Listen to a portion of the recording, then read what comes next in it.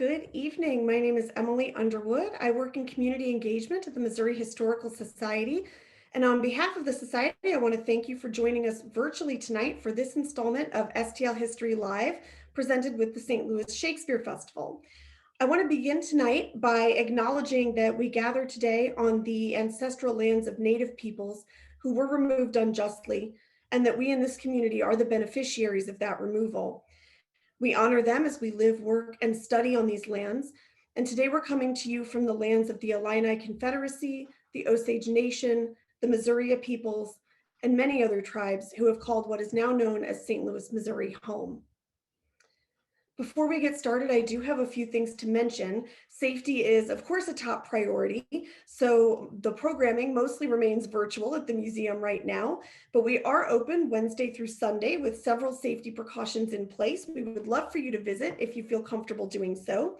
Advanced reservations are required to visit both the Missouri History Museum and our Soldiers Memorial Military Museum.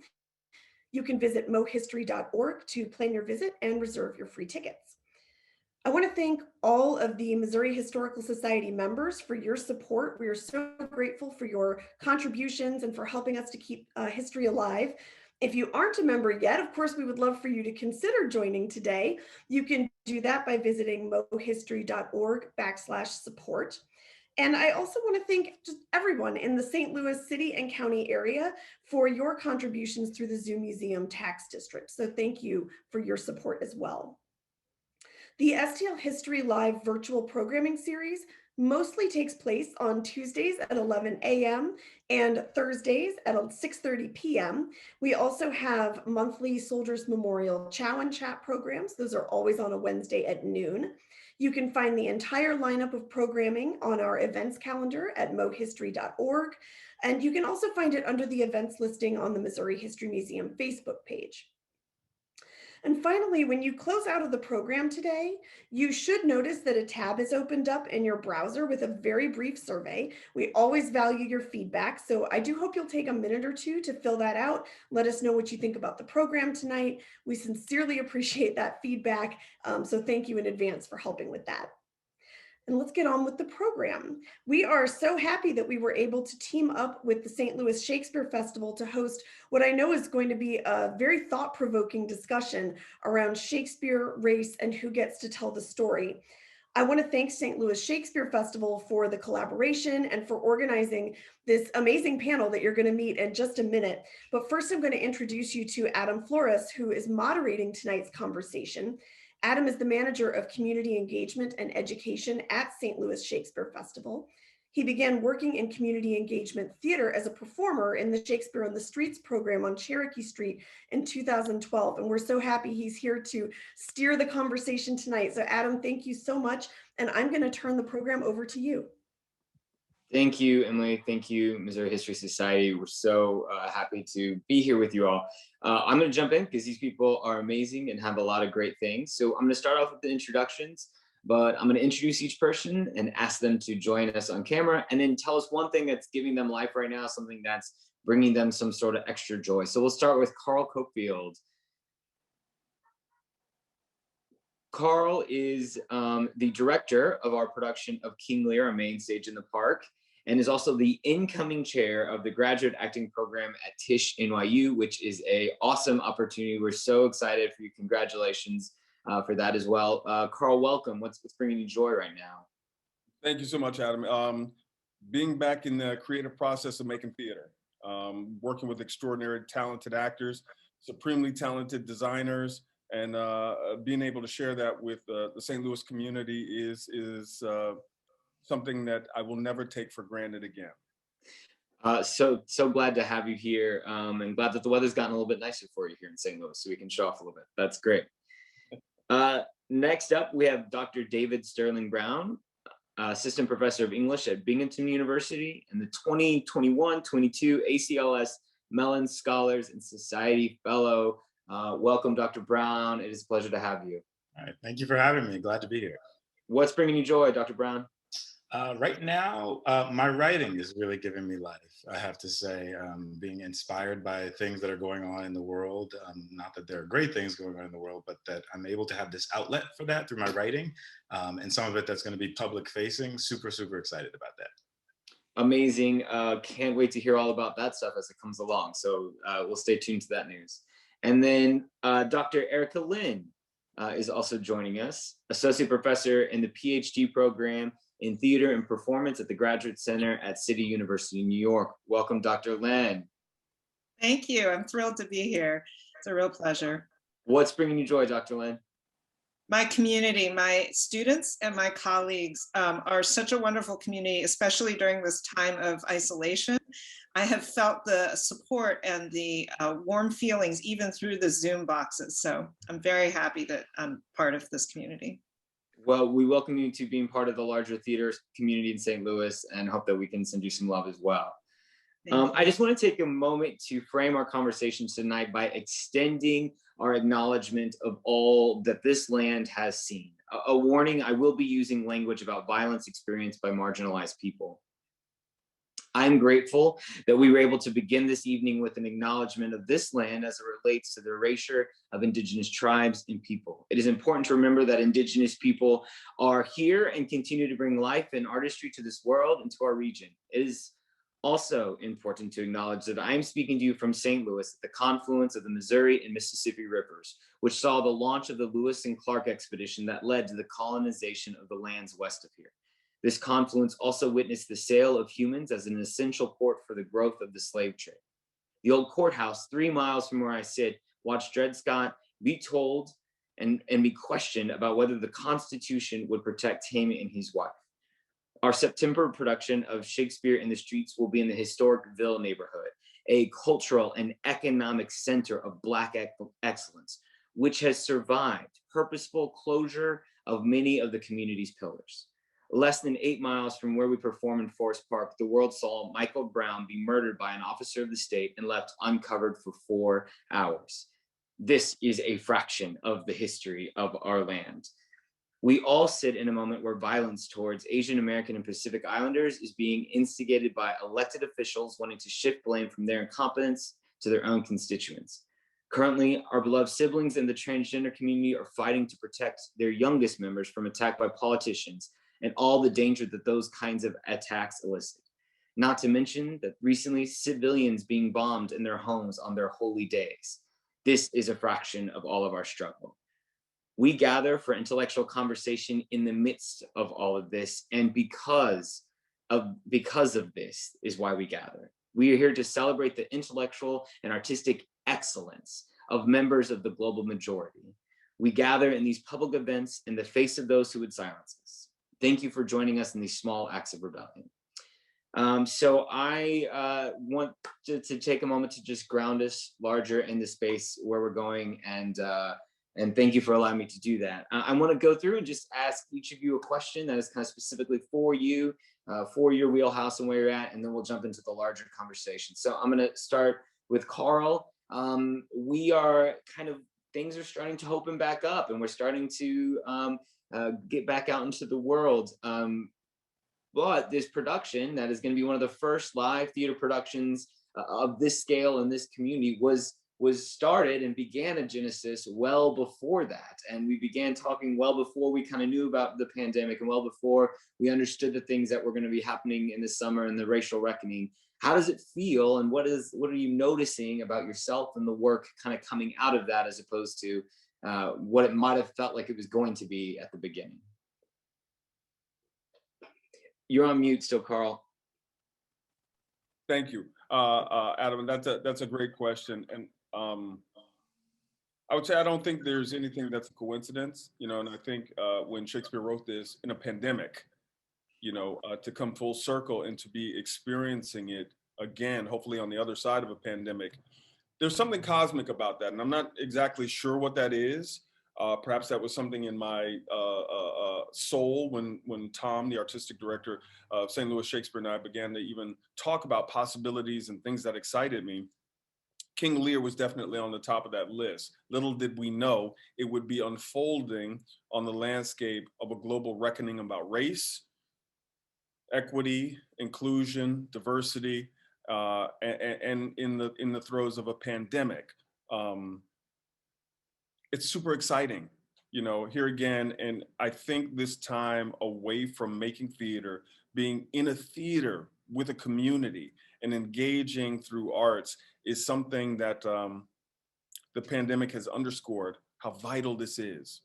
And my hope for the project is that people will come together as a community, see this great epic tragedy, see this and start conversations. You know, to me, that's where all great things happen. They start with conversations. And I believe arts are the catapult that can bring us through these really tough and thorny situations. And my love in particular for things like King Lear are the big questions that they ask about pride, about hubris, about homelessness, and all of these subjects and themes resonate so strongly in King Lear that I think, you know, thousands of years later, here we are, you know, like the Greeks, we're still talking about it. So my hope for it is that, one, we get back to a ritual of theater, which is so important. I think, you know, Netflix and other online platforms have filled the void a little bit, but it's truly a human,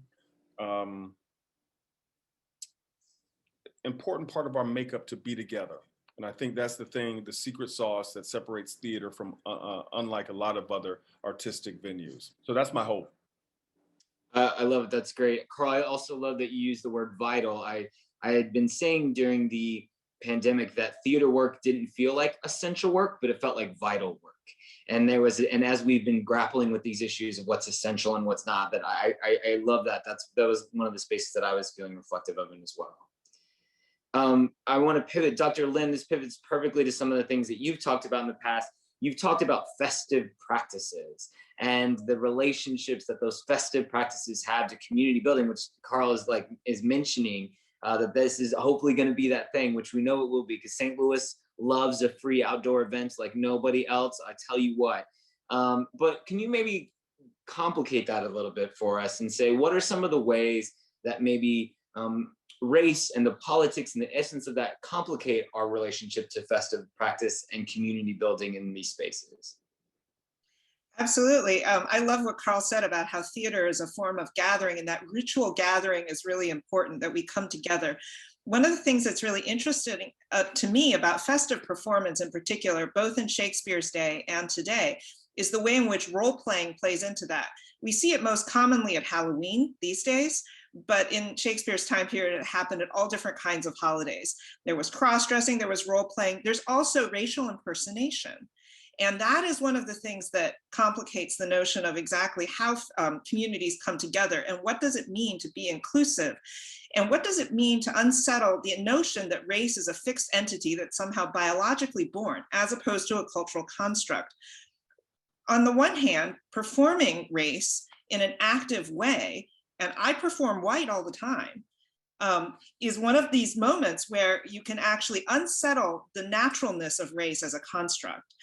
On the other hand, of course, trying to perform races where one doesn't feel and one is actually authorized to do so, and one isn't part of the community, fractures the community and creates a sense of marginalization. And so I'm really interested in the ways these things come together.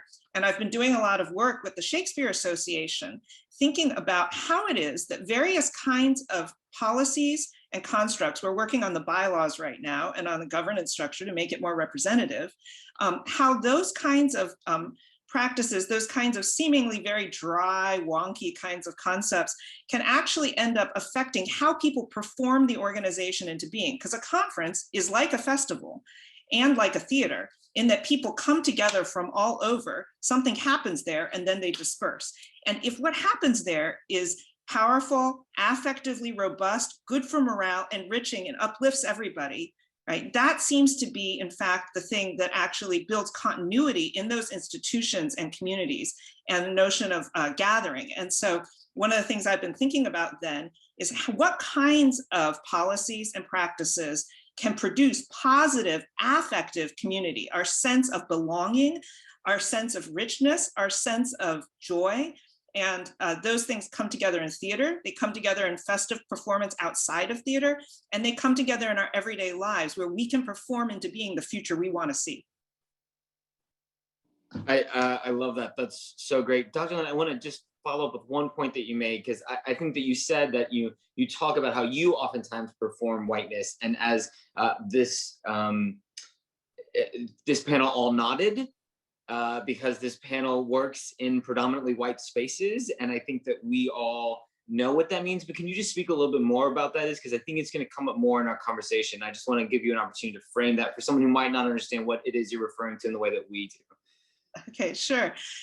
So when I talk about performing whiteness, I mean that all of the unspoken cultural codes and social forms of interaction in our society are actually based on a certain set of dominant expectations, which are white. And they are also patriarchal. Okay, so sometimes I also perform white man. In this particular instance, part of what I'm doing in the way that I'm even speaking right now is performing a kind of whiteness. At the same time, of course, I'm calling attention to that. So part of what I'm doing is performing the performance of whiteness. And in doing so, I'm trying to subvert it. And this is what I mean about the racial impersonation part of it, that you, in doing so, you actually can unpack exactly how it is that it works and reveal that actually there's nothing natural about it. It's a performance the way we take on a role. So I hope that clarifies for our general audience. Yeah, I think that's so great. And I think I'd love to, maybe let's put a little tag in that about how that idea of performing a particular kind of race or cultural thing might come into play in Carl's production of Lear. But I want to circle back because I think that there's going to be lots there to talk about. So Dr. Brown, I want to talk to you about something that I know that you have a lot of interest in, but you know, Shakespeare actually does give voice directly to Black men. We have Othello, we have Aaron the Moor and Tyson Andronicus, we have a small role in Merchant of Venice.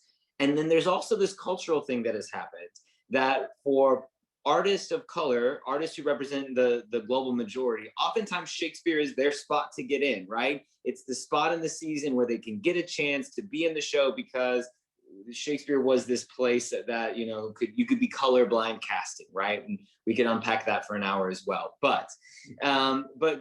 Brown, I know one of your things that you're really interested in is like when, but at the same time, Black men, and then to a higher extent, oftentimes Black women are being silenced overall in our art making and in theater making. And so there's a silencing that's happening there. And then how do you think that that kind of silencing affects the entire culture at large and how people move and how people understand the theater when there is that loss? Yeah, well, thank you for that question. It's a big question. And it's a question that I love because it's one that I have a lot I could say a lot about. I know I've got about 4 minutes here, so I'm going to keep it to bullet points, right? So on a basic level, the silencing creates erasure. It creates erasure of those Black voices. It creates erasure of the Black actors, and even an erasure of their ability and their desire to tell the stories that exist within Shakespeare's plays. And that has real implications for the theatrical pipeline. So directors should be clearly aware of that. Secondly, the silencing facilitates gatekeeping.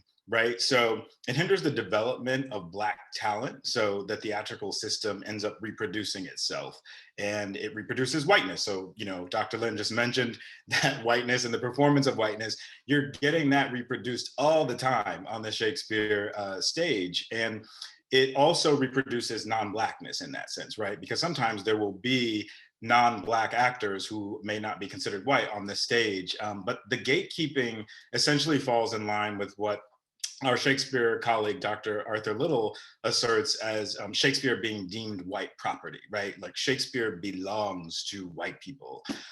Thirdly, the silencing recenters whiteness in the culture, or even centers the proximity to whiteness. So moves away from color conscious casting, for instance, reaffirm, even if unwittingly, the superiority of the craft among white people.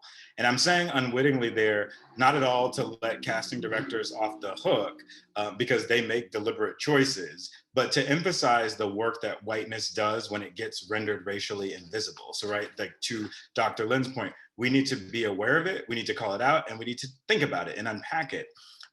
Fourth, the silencing, and this is to me one of the most important things, the silencing reinforces the dynamics of what my Binghamton University colleague, Dr. Jennifer Lynn Stover, refers to as the sonic color line. And she has a wonderful book called The Sonic Color Line, Race and the Cultural Politics of Listening. And there she asserts that race is as much an oral as it is a visual phenomenon. And so we hear race and we see it. So the absence of Black voices on the stage, like the absence of physical Black bodies or Black people on the stage, it reinforces the racial asymmetry that is characteristic of white dominance or white supremacy, because it's constantly needing to reassert itself and its power. And as one of my former University of Arizona colleagues referred to whiteness, she said it's a matter of improvisation, which is a great word for actors, and convenience. And just a couple other things, and I won't elaborate on all of them, but the silencing facilitates social and cultural conditioning. It makes me also reflect on space, right? Like who gets to belong in the theater world and where within the theater world do they get to belong, right? Are they on stage, or are they the usher guiding you to your seat, or the person giving you your ticket? Do they only exist on one side of that fourth wall? Those questions about space are important. As well as professionalization, and just thinking about who matters, right? Whose voices and bodies matter. And then there's also a monetary impact to this question that you're asking too. And then lastly, the silencing contributes to the perception of who can be an authority and who gets access to opportunity and how and why, right? So I think about children who maybe aspire to become actors, but depending on what they see or don't see on the stage, that can really have an impact on their psyches in terms of, can I really be Juliet one day? Or can I really play Hamlet one day? And so representation on the stage is vitally important. And this is not to suggest that, a white actress can't inspire a young Black girl, but that source of inspiration may come with limits. So that little girl may think she has to change her hair or lighten her skin tone or change her eye color with contacts in order to be a more sort of palatable actress, or have the opportunity to be on the stage. And so she may think, I can be on the stage one day, and we don't want children asking themselves that question. I think that's great. And I know personally that as an actor, I blame all of my success as an actor on seeing West Side Story as a young person. And if not for those brown makeup white boys, where would I be without them? Which is also a complicated part of the expression of these things. Carl, I just want to kick over to you for a second. We've talked a lot about race on stage and implications, without tipping our hand too much about what people are going to get to see in the park next month. What are some of the kind of highline things that you're thinking about race and performance as it relates to this production of King Lear? That's a great question, Adam. I think, one of the things that we've done is we have been very conscious in our casting, right? And intentional in our casting. So our company is Black and brown people at the forefront and not at the periphery, right? So just in very, colloquial terms, a lot of times you go to theater and you see a Hamlet and the Laertes is Black or brown, but it's not the Hamlet. A lot of times I've seen a lot of Lears, never seen a Black Lear.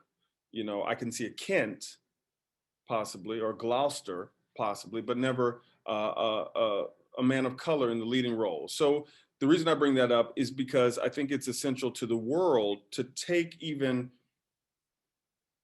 that out of the calculus of the story. And by that, I mean, when we have all brown and Black people on the stage telling this story, I would contend that it resonates in a different way, right? And a lot of times I'm challenged in saying, well, why do you even want to do Shakespeare? And I always counter back to that. When Francis Scott Key wrote the national anthem, it resonated one way. When Jimi Hendrix put his flavor on it, I would say it resonates in 1,000 other ways that perhaps Francis Scott Key may or may not have been aware of. So I use that same analogy in when we craft Shakespeare and tell it through a different lens. I come from a school of thought when I was going through actor training that Shakespeare was so robust, you could do it anywhere. You could put it on the moon. You could put it underwater. And if you were dramaturgically sound, it would make sense. And my responsibility as an artist is to challenge that. If that is in fact true, let's do it. Let's put it in a Northern African country and see if it still holds its merit and still tells the story of a family drama set on a political landscape. And I'm very excited to share our King Lear shot through a different lens, right? Shot through a more global majority lens to see if that is in fact the story and how it resonates with our community. I also want to just point out to say explicitly that we also have Black creatives behind the scenes as well, right? So you're not just seeing people of color on front, but to Dr. Brown's point, they're also creating the behind the stage stuff. And Carl, I also love that point that like people talk about the universality of Shakespeare, yet they all want to do it the same way. And that's such a complicated and frustrating place to be in. So I love that point. I'm going to jump to another question that I kind of framed for you all. So in this conversation, we've been talking about like interrogating the canon, whether it be Shakespeare or the national anthem or whatever. And I posed to you just like, what are some examples that we can point other people to say, here is someone who represents the global majority, someone responding to the Western canon and messing with it or being in conflict with it in some sort of way that's either surprised or shocked you or held you in some high esteem in your past. Dr. Lynn, I'm gonna start with you if that's okay, if you've got an answer for us. Yeah, a artist of color who's worked a lot with canonical work is Brandon Jacob Jenkins. Octoroon is one that comes up often, but also a more recent one, Everybody, which was a reworking of the morality play, medieval morality play, where you have allegorical figures, but with the allegorical figures, and this speaks to Carl's point about universality, although they are the personification of abstract concepts and therefore should be universal, in fact, are often simply assumed to be presumptively white and also presumptively male and presumptively straight and presumptively able-bodied. Okay, and so part of what happened in this production was the use of a, I don't even know what you call those things. You have them in bingo halls where you can actually turn the dial and you have a large clear circle and you can draw out of a bucket essentially who's going to play each role every night. And the actors of all different types of sizes and shapes and colors and abilities and races. And it was a very interesting production because they didn't know their roles from night to night. Everybody is everybody. And so rethinking exactly the presumptive universality of something like a character that represents a concept, okay, which is the most universal, I think is an interesting way of thinking about what the canon is. Can we reappropriate the canon, such as Shakespeare or medieval theater, and reapply it in the current day artistically to different ends? Dr. Brown, you got anything that you want to say this was surprising or interesting to me? Oh, so interesting. Definitely Keith Hamilton Cobb's American Moor is a fabulous, fabulous, fabulous play that I think hauntingly beautiful in its representations of both the racism that actors endure in the process of trying to get into or break into the profession, but also in terms of its highlighting the struggle, right? We're talking about universality, and that idea of the struggling actor pops into my mind as some kind of universal experience that actors go through, right? But when you really break that down and you look at Cobb's play, for instance, the experience for the Black male actor is very different than that for the white male actor or the white female actor or the Black woman actress. And so there's a lot to be said about both the universal, but also in terms of the brilliant work that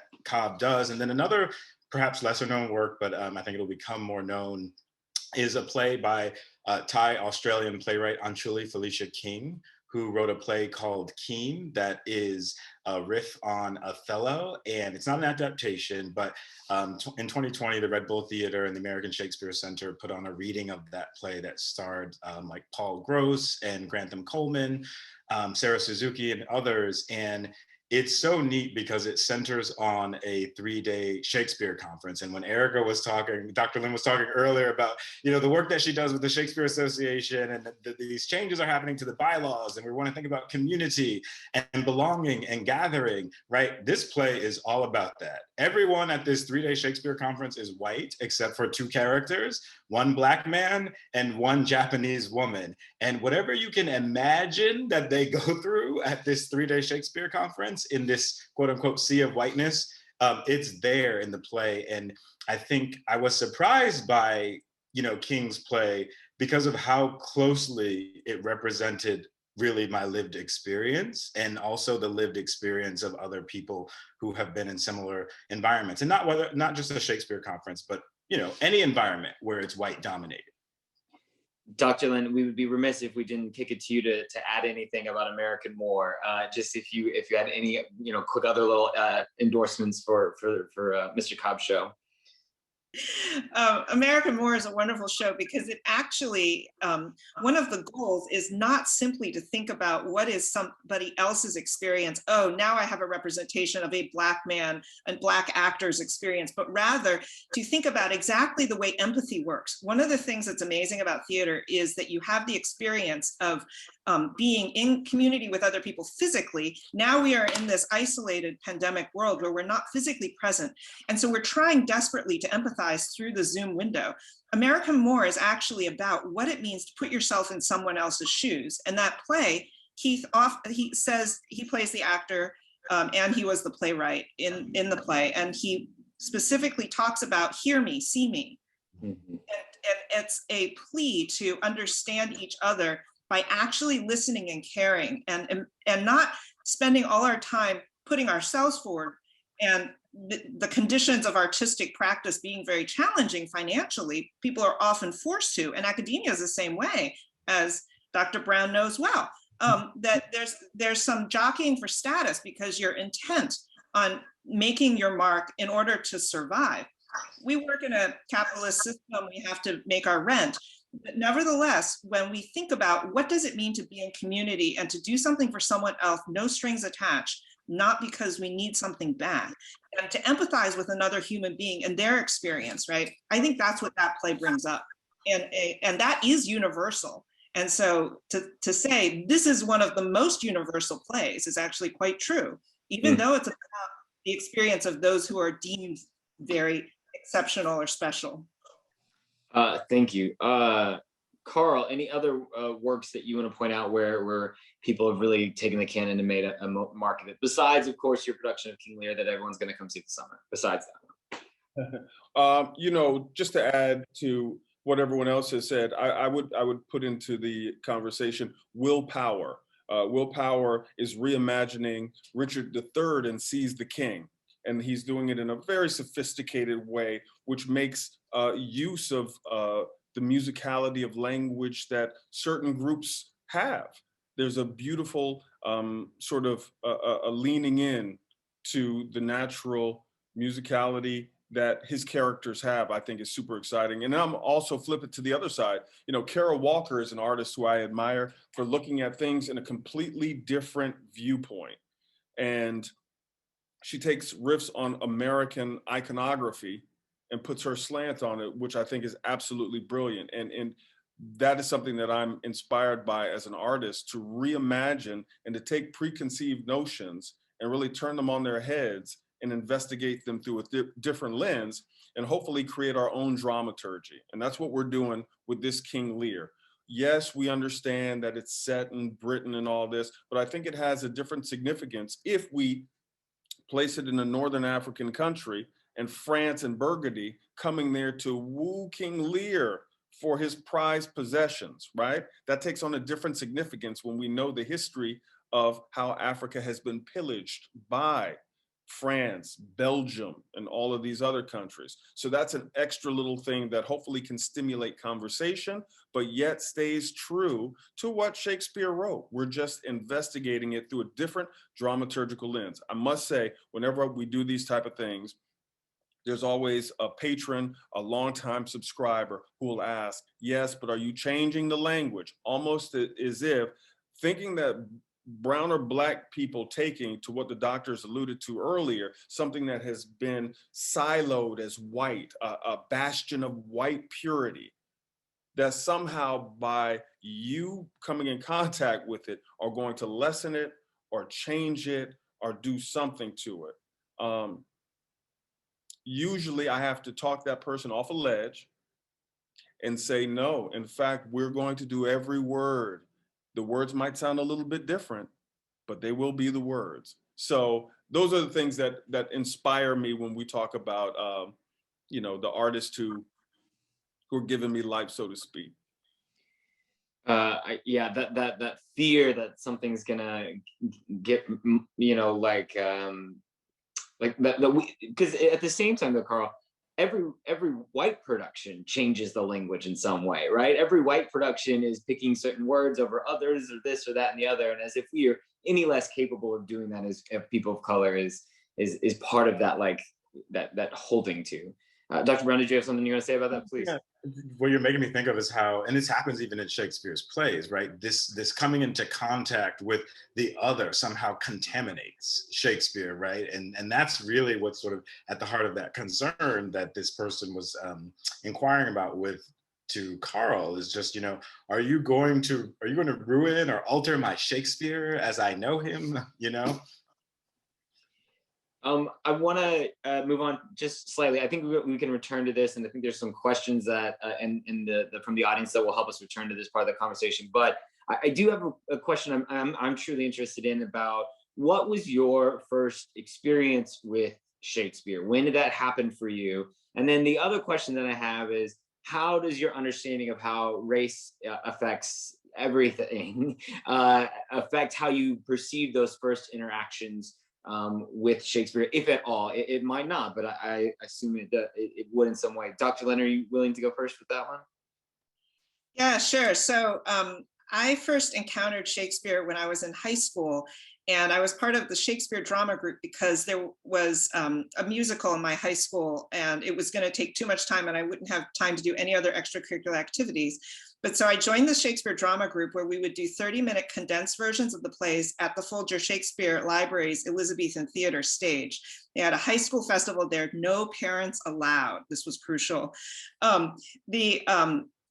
The result was that I fell in love with the language, I fell in love with acting, and I loved the idea that I could play all of these different characters. And as time went on and I continued acting in Shakespeare plays in college, I realized that no one wanted me to play King Lear, which was a part I was desperate to play.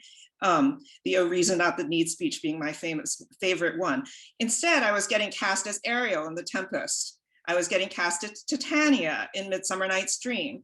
I was often placed in the roles that are exoticized, that are understood as other, that are understood as alien. And that's because that's how discrimination against Asian Americans works. The irony is, sometime later, I walked by the Folger, and this was a long time ago, I won't say how long, but it was when I was in my early 20s, and I saw that there was a kiosk outside and there was a picture on it, and it was my picture that was on it, along with the two other people who were in that high school festival. And the reason they had put it on there was because it was a Black girl playing Falstaff and a white girl playing Mistress Ford, and I was playing Mistress Page. The play was Merry Wives of Windsor. And it was because we were the diversity shot, okay? And so it's an interesting dynamic, because I simultaneously am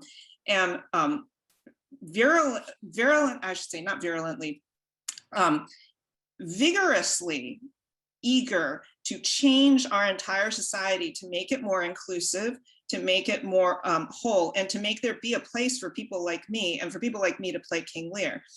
And at the same time, I recognize that my method for going about doing that is through Shakespeare, the whitest, most canonical author in the theatrical canon in English literature.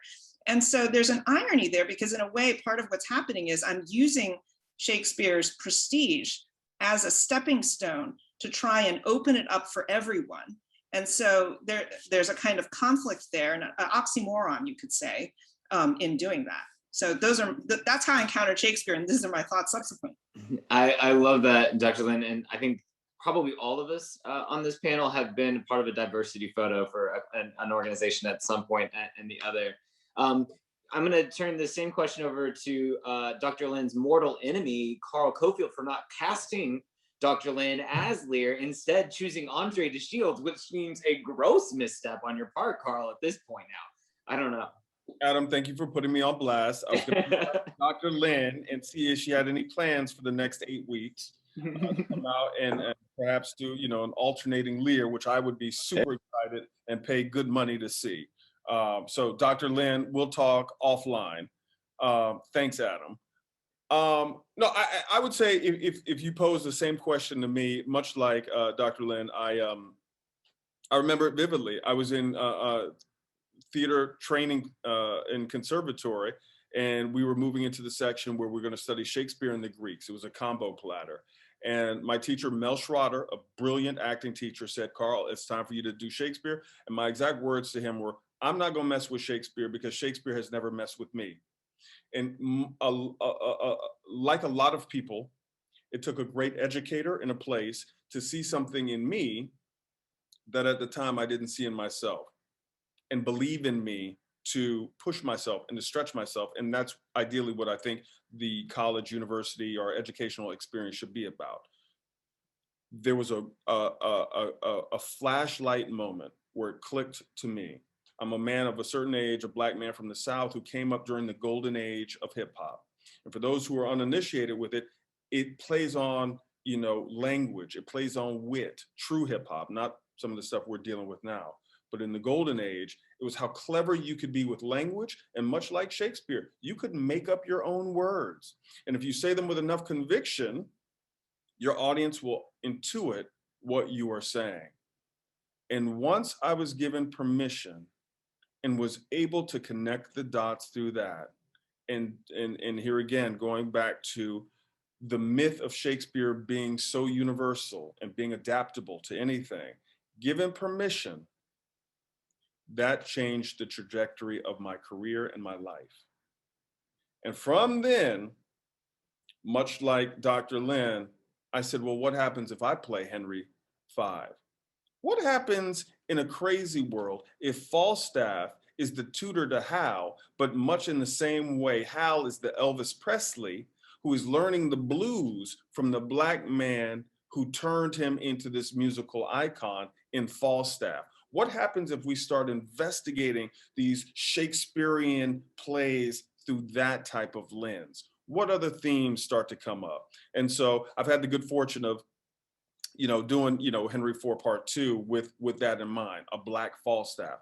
Because to me, when I read Falstaff, it's much like my uncles, who their greatest sort of weapon is their mind and their wit.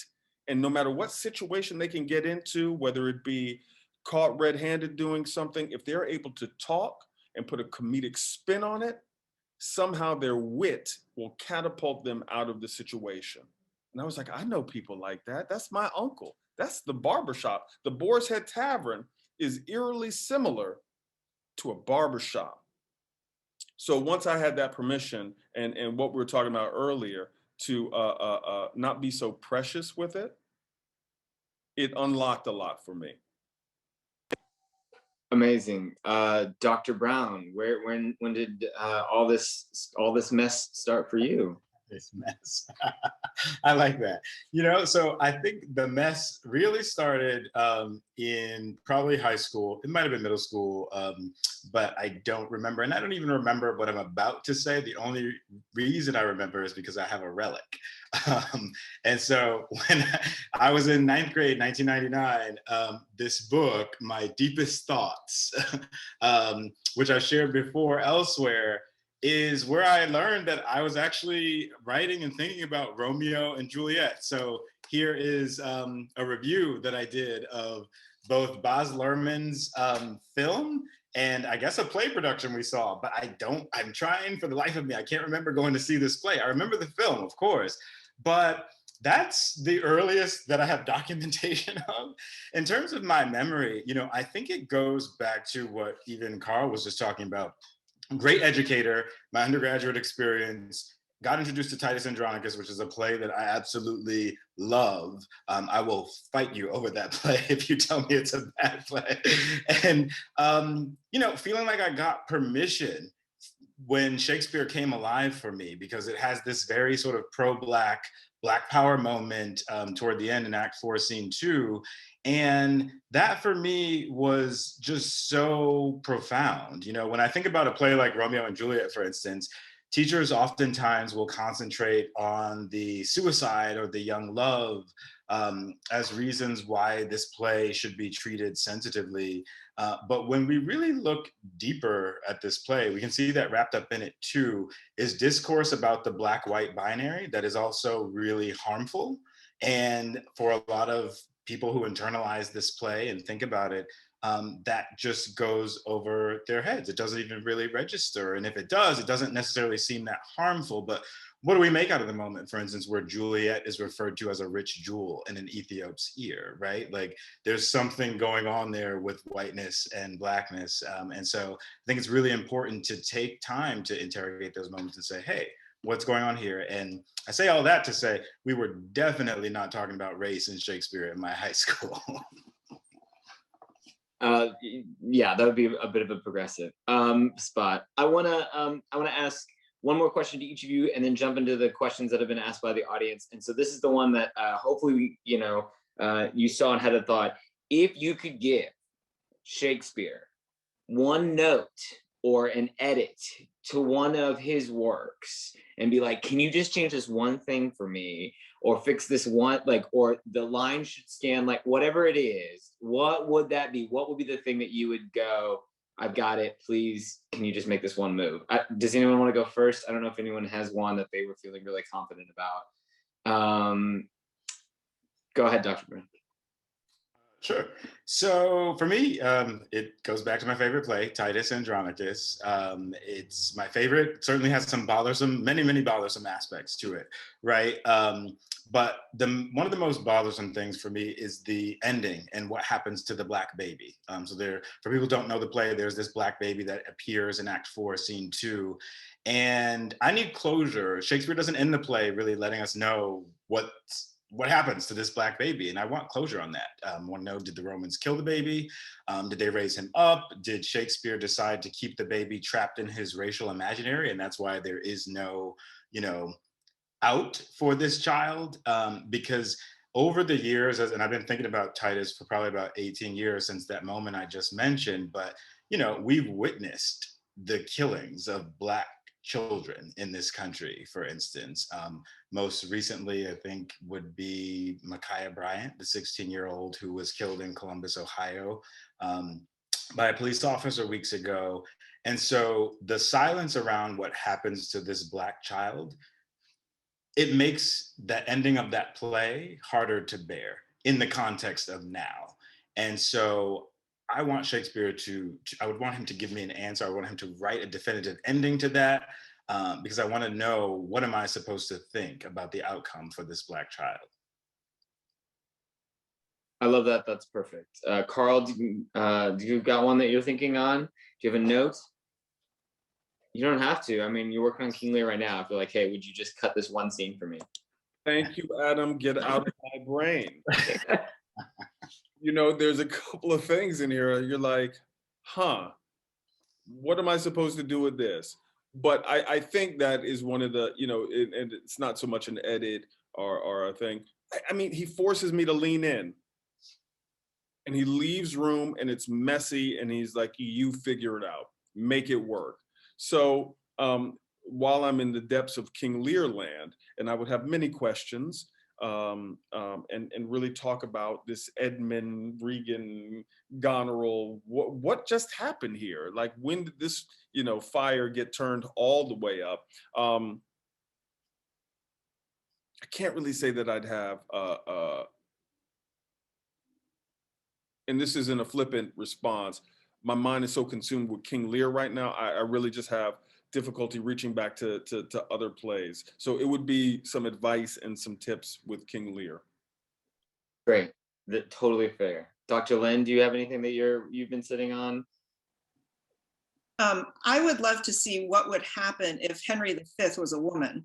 And part of the reason I think about that is that the play begins with a chorus that asks the audience to use their imagination, right? That would ascend the brightest heaven of invention, right? Why is it that we have to assume that the leader has to be male? And not only that, that war is in fact the defining feature of masculinity. And so in the other plays, the dominant male characters who ascribe to dancing rather than to war are the villains. And so you have Richard III, right? Now, I that am not made for sportive tricks, right? Because I cannot prove a lover, I shall prove a villain, he says. And that seems to box men into a no-win situation. When war becomes dancing, it's understood as effeminized. And in this case, the French are feminized in Henry V and understood as the female. And then that's literalized when the French princess, Catherine, is married to Henry and incorporated under that kingdom. And so it would be interesting to see what happens if you have a strong female character, not necessarily presumptively straight, because that whole concept of what it means to be a straight woman is understood as functioning within this kind of patriarchal system in that context, in that play, but also in the way we understand gender. And so complicating that. So my note for Shakespeare is essentially, why don't you look at some of the other plays that were written in that time period? Because there are actually other playwrights who are way more daring, who show queer relationships, who show trans stuff, who are interested in complex non-binary gender, who are interested in thinking about various kinds of performances of identity. And as I was saying before, performances of identity in one area often lead to thinking about undermining natural performances of identity in another. And so cross-dressing is a form of play acting and role playing in festive contexts. And then there's the complications around racial impersonation. But so then what does it mean to have a more complicated figure as the most charismatic and that which produces what they understood to be performative kingship, where you become king because you're good at being king. I love that. That's great. Carl will cast you as Henry V in our next version, and then we'll go from there. It'll be great. So I appreciate it. I want to jump into some questions real quick. One of the questions that was brought up was, do Dr. Lynn or Dr. Brown have books for sale? And I will just, that they have written or that are out there. I will say both of them are easily Googleable and you can find stuff. And I know that more stuff is coming out and we will put stuff in the chat for that. But I want to get into some of these other questions. And then there's an anonymous question I want to kind of summarize here. The question is about, we are specifically talking about POC people re-engaging with a white canon. And is there reasons, and is it capitalistic that that we are engaging with this white canon as opposed to creating these new voices and new texts that are kind of wholly uninterested in whiteness? I will just give a quick answer to that from my perspective, and feel free to add to this. I want to be mindful of our time. One of the things is that what most of us are also talking about is working within the American theater, in which almost no person working in the American theater has no person of color in the American theater has the luxury to be not interested in whiteness. It is not something that we can kind of remove from ourselves in some sort of way. You see lots of people who are engaging in new stories or more specific stories to themselves, but it is almost impossible for an artist in America, a person of color, to remove themselves from whiteness wholly in their story. That's my response, but I'm also open if other people, Dr. Brown, if you have a thought that you want to add to that. Yeah, I mean, I think the engagement, as you said, with whiteness, it's an issue we can't really get around, but I think we can get into it. And by getting into it, I mean, is we do the things like Dr. Lynn was talking about before. We need to make whiteness visible. So we don't go sit at Much Ado About Nothing and think that it's not a play about race. It absolutely is. And so the point becomes, how is it about race? What's happening with the language in the play? But also, more importantly, just applying in a sort of anti-racist lens to the practices or the opportunities that we have to even go to the theater, right? So someone who is trying to, in their daily life, be an anti-racist activist, for instance, and you go to the theater and you see King Lear and everybody on stage is white.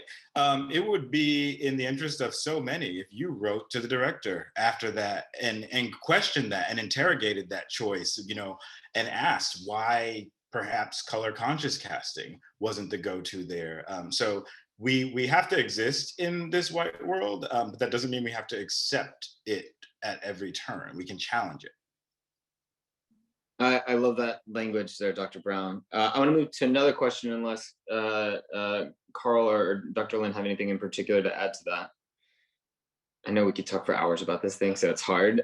Yeah, I do want to move on to this other question because I think this is posed by Michael Tran, who is in our production of King Lear and is great, but talks about the fact that all of us in some form are educators and curious about how do we anticipate the way actors are changed to change as a community as we begin to take these things and integrate these models and move away from that? And what does theater spaces that is equitable, empowering, and liberating look like?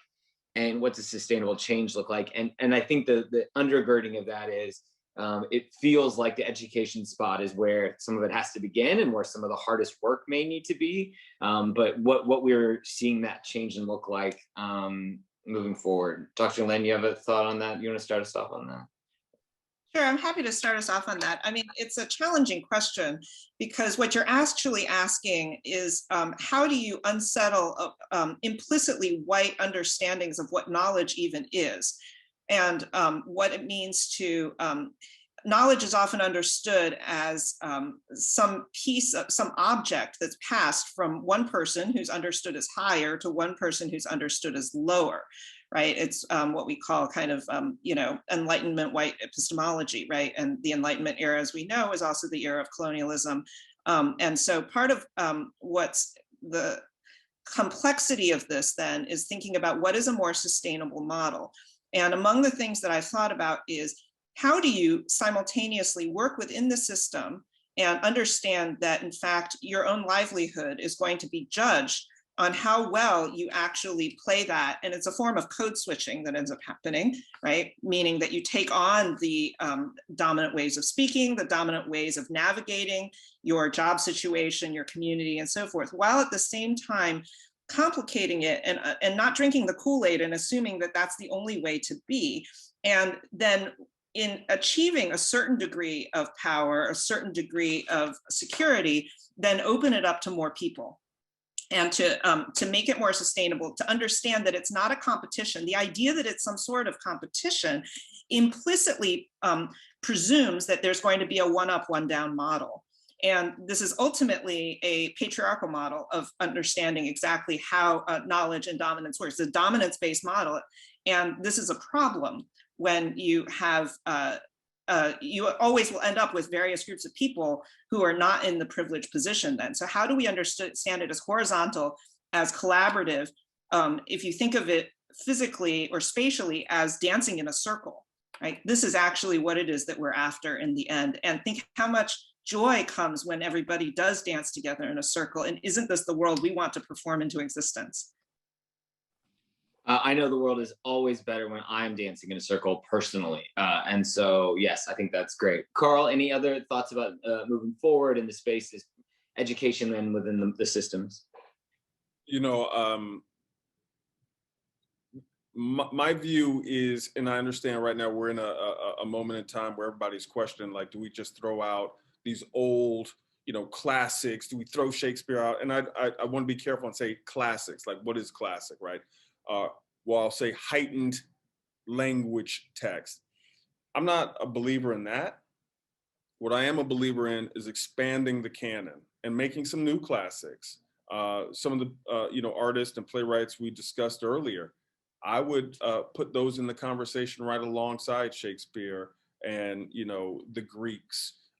So having and understanding the structure, and then much like jazz, you riff on that now and you create something anew, is something that I think is an action step forward that gives agency and creates, to Dr. Lynn's, analogy of this circle, that everybody can get in here and add to this gumbo.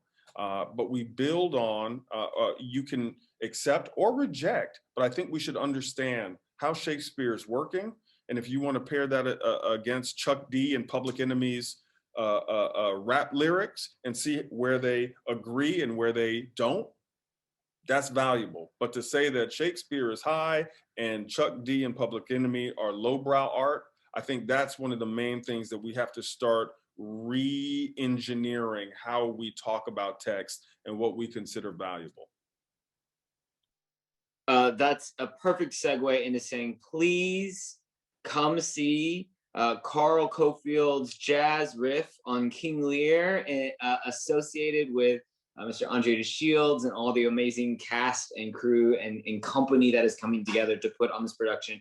I just want to add that, we also are so grateful that we also have many local St. Louis performers in the show, alongside all these other folks from all over coming together. And it is a lot of melanin popping, acting off everything that they've got all in one spot. So we are so excited. VIP tickets and pods are available. And then reminder that on Monday mornings, every week when the show is going, free tickets will be released to the public. So look out for those, and please come out and join us safely to see live theater in a big way back in St. Louis, which we are so thrilled about. I know some links have been posted in the chat to keep following along with all the people and the amazing minds that have been on this board. I want to say thank you so much for this conversation and spending time with us and being game. And thank you to Deborah and Katie, our interpreters, who bless them for keeping up with us and doing, figuring out some of the words that we said. Amazing work. Thank you so much for that, and the captioning and helping us try to be as accessible as possible. Thank you all. I'm going to turn it over to our friends at the Missouri History Society. Thank you so much, Adam. Thank you to all of our panelists. Really appreciate all of your thoughtful insights today, and really enjoyed that conversation. So thank you to all of you also for tuning into the program.